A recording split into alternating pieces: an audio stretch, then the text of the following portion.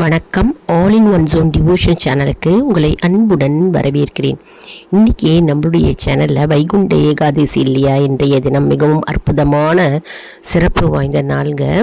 இன்றைக்கி பெருமாளுடைய பாத தரிசனம் பற்றி தான் நம்ம பார்க்க போகிறோம்.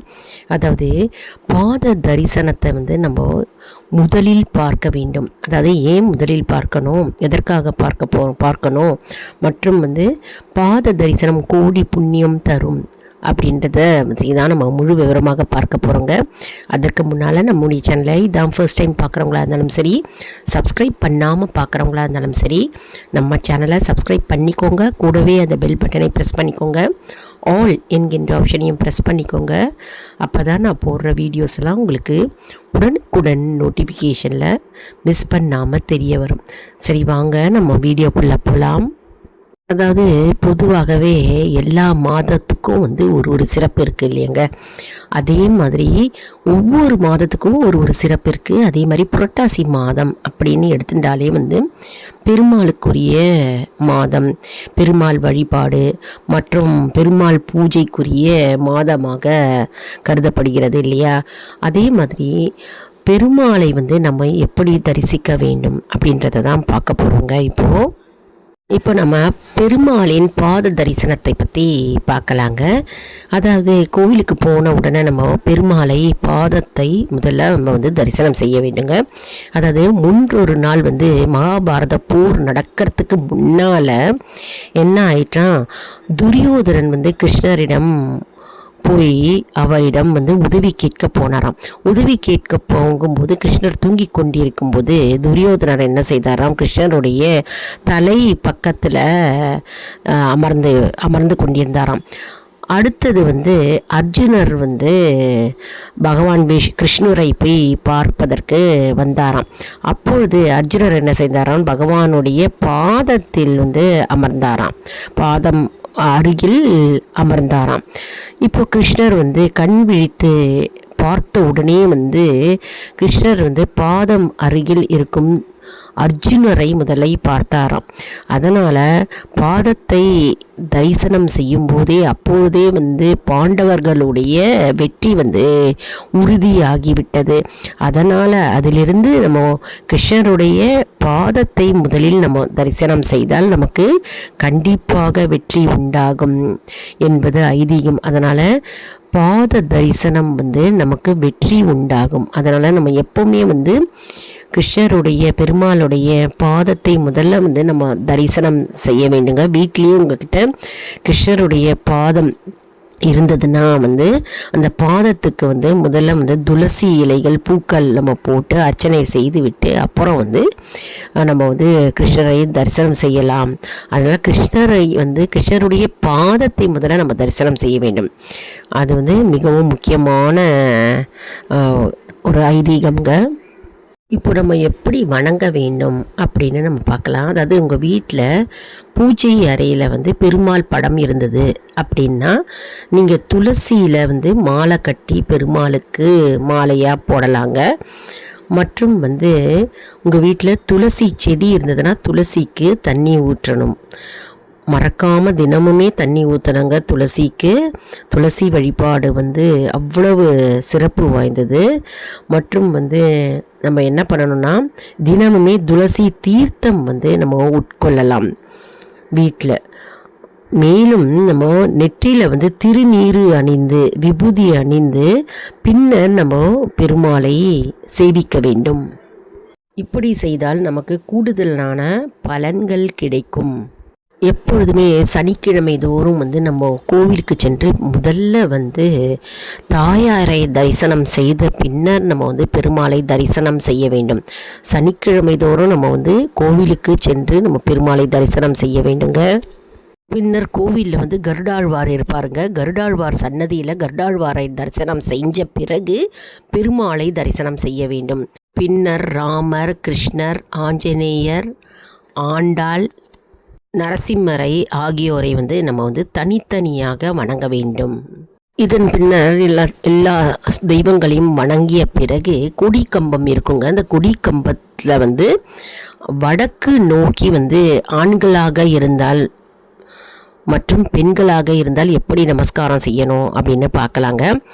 அதாவது பெண்களாக இருந்தால் கொடிக்கம்பத்தின் அருகில் வடக்கு நோக்கி 5 புஜங்கள், அதாவது 2 கைகள், 2 கால்கள் மற்றும் தலை தரையில் படும்படி பஞ்சாங்க நமஸ்காரம் செய்யணுங்க. ஆண்களாக இருந்தால் சாஷ்டாங்க நமஸ்காரம் செய்ய வேண்டும். ஆண்களாக இருந்தால் உடல் முழுவதும் தரையில் படும்படி நமஸ்காரம் செய்ய வேண்டும். கொடி கம்பத்தின் அருகில் வடகிழக்கு நோக்கி நமஸ்காரம் செய்ய வேண்டும்ங்க. அடுத்தது, கோவிலுக்கு செல்லும் பக்தர்கள் கடைப்பிடிக்க வேண்டிய ஒரு அருமையான விஷயங்க. அதாவது நம்ம கோவிலுக்கு போகிறோம் இல்லையா, கோவிலில் கொடுக்கின்ற குங்குமம், விபூதி மற்றும் துளசி அதெல்லாம் நம்ம எல்லா இடத்துலையும் நம்ம போட்டுட்டு வரக்கூடாதுங்க கோவிலில். மேலும் விக்கிரக மூர்த்திகளை நம்ம தொடக்கூடாது. ஏனென்றால் அவர்கள் அந்த தெய்வங்கள் தியானத்தில் இருப்பார்களாம். அதனால் தியானத்தில் இருக்கும்போது நம்ம அந்த தெய்வங்களை விக்கிரகங்களை நம்ம தெய்வங்களை தொடக்கூடாதுங்க கோவிலில். குங்குமம், விபூதி எல்லாம் எந்த இடம் கொடுத்துருக்காங்களோ அந்த இடத்துல மட்டும் நம்ம போடணுங்க. எல்லா இடத்துலையும் போட்டு வைத்து நம்ம வரக்கூடாது. மேலும் கோவிலில் எப்பவும் பகவானுடைய விஷயத்தை மட்டும்தான் நம்ம பேசணுங்க. மேலும் கோவிலில் நம்ம அரட்டை அடிப்பது மற்றும் வீண் பேச்சுகள், வம்புகள் இதெல்லாம் நம்ம வச்சுக்கக்கூடாது. கோவிலில் இறை சம்பந்தப்பட்ட விஷயங்கள், அதாவது மந்திரத்தை பற்றி பேசலாம், ஸ்லோகங்களை பற்றி பேசலாம், கோவிலில் பாடல்களை பற்றி பரிமாறிக்கலாம். அதாவது 3 பேர் 4 பேர் சேர்ந்து அவங்களுக்கு ஒவ்வொருத்தருக்கும் ஒரு பாடல் தெரிந்திருக்கும். இறை பாடல்கள், பகவானுடைய நாமங்கள் தெரிந்திருக்கும், பகவானுடைய ஸ்லோகங்கள் தெரிந்திருக்கும் இல்லையா. அதனால் அவருடைய ஸ்லோகங்களை பரிமாறிக்கலாம். நோட்புக்கு வைத்து நம்ம பகவானுடைய நாமங்களை கோவிலில் அமர்ந்து எழுதலாம். மற்றும் அமைதியாக தெய்வத்தையே நினைத்து இறை சிந்தனையுடன், இறை பக்தியுடன் நம்ம கோவிலில் இருந்தால் நமக்கு பலன்கள் அப்படியே கிடைக்கும். அதனால் கோவிலில் நம்ம வீண் பேச்சுக்களை நம்ம தவிர்ப்பது நல்லது.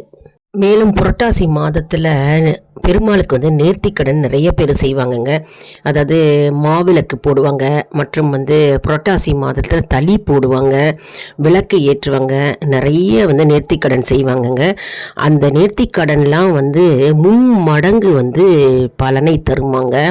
அதனால் புரட்டாசி மாதம் மிகவும் முக்கியமான மாதமாக கருதப்படுகிறது.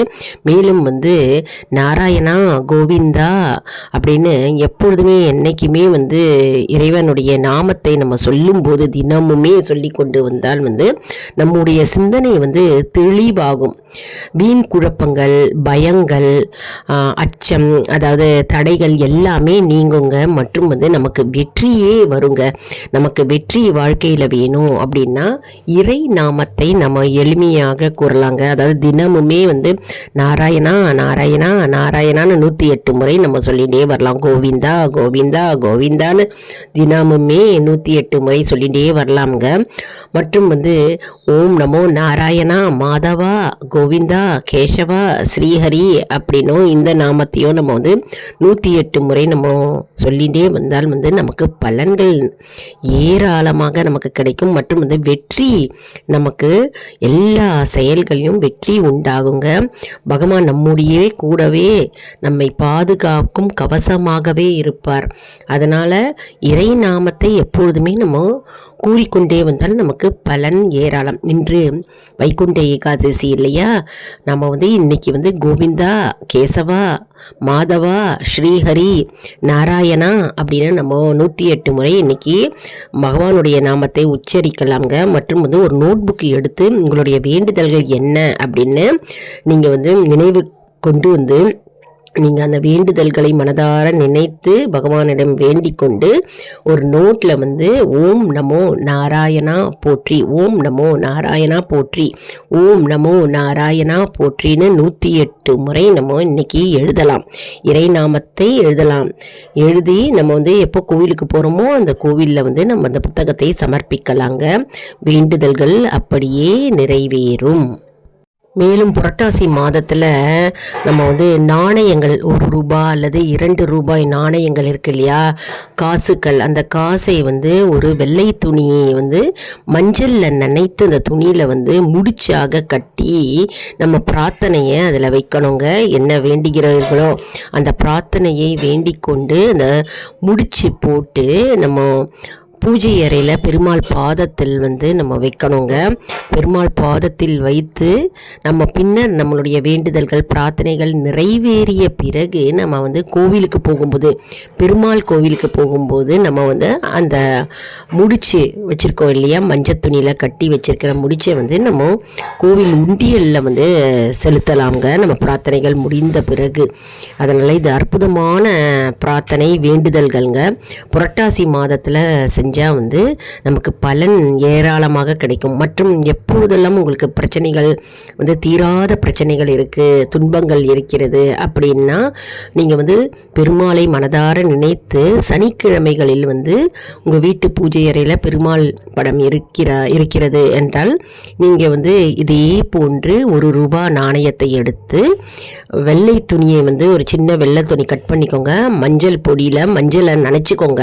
மஞ்சளை நனைச்சிட்டு அதில் வந்து ₹1 காயின் நாணயத்தை வச்சு நல்லா முடிச்சு போட்டுக்கோங்க. முடிச்சு போட்டு உங்கள் வீட்டில் இருக்கிற பெருமாள் படத்து பாதத்தில் வச்சுக்கோங்க.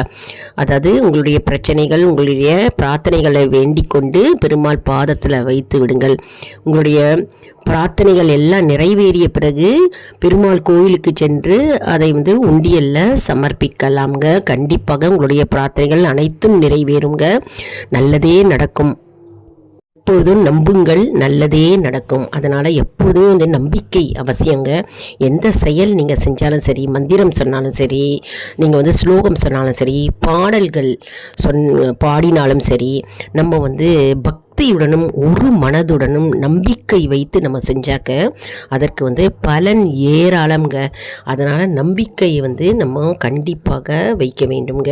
நம்ம சேனலில் வந்து நிறைய டிவோஷனல் சாங்ஸ் போட்டிருக்கோம். அதே மாதிரி ஷார்ட்ஸில் வந்து வைகுண்ட ஏகாதசி ஸ்பெஷல் பாடல் அப்படின்னு அப்லோடு பண்ணியிருக்கீங்க. போய் பார்த்து பலனடைவீர்கள். இந்த வீடியோவை வந்து நிறைய பேருக்கு ஷேர் பண்ணுங்க. உங்களுடைய ஃப்ரெண்ட்ஸ் ரிலேஷன்ஸ் எல்லாருக்கும். தெரியாதவர்கள் வந்து பலனடைவார்கள் இல்லையா, அவர்கள் பலனடையும் போது நமக்கு தானாகவே பலன் வந்து சேருங்க. அதனால் பகவானுடைய பாத தரிசனத்தை நம்ம வந்து எப்பொழுதுமே நம்ம தரிசனம் செய்ய வேண்டும். அதுவும் இன்றைக்கி வைகுண்ட ஏகாதசி இல்லையா, கோவிலுக்கு போனீங்கன்னா முதல்ல வந்து பகவானுடைய பாதத்தை தரிசனம் செய்து கொள்ளுங்கள். அதனால் பாத தரிசனம் வந்து மிகவும் முக்கியம். இன்றைக்கி அதான நம்மளுடைய டாபிக். அதாவது பெருமாளுடைய பாதத்தை வந்து நம்ம எப்போ தரிசனம் செய்ய வேண்டும், எதற்காக தரிசனம் செய்ய வேண்டும், அதனுடைய கதை என்ன அப்படின்னு நம்ம வீடியோவில் பார்த்தோம் இல்லையா. இந்த வீடியோ உங்களுக்கு மிகவும் பயனுள்ளதாக இருக்கும் என்று நான் நம்புகிறேன். இந்த வீடியோவுக்கு ஒரு லைக் கொடுங்க. இதை மற்றவர்களுக்கும் ஷேர் செய்யுங்கள், அவர்களும் பலனடையட்டும். மேலும் ஆல் இன் ஒன் ஜோன் அன்பர்களுக்கு ஒரு அன்பான வேண்டுகோள். நம்முடைய கம்யூனிட்டி போஸ்ட்டில் கேள்வி பதில் நேரம் வருங்க. அந்த கேள்விகளுக்கு பதில் தாங்க. இதன் மூலம் நம்முடைய ஆன்மீக பயணம் எப்படி இருக்கிறது என்பதை நம்ம தெரிந்து கொள்ளலாம் இல்லையா. இது சப்ஸ்கிரைப் செய்தவர்களுக்கு மட்டுமே தெரிய வரும். அதனால் நம்முடைய சேனலை மறக்காமல் சப்ஸ்கிரைப் செய்து கொள்ளுங்கள். அடுத்த வீடியோவில் வேறு ஒரு தலைப்புடன் உங்களை வந்து சந்திக்கிறேன். நன்றி, வணக்கம்.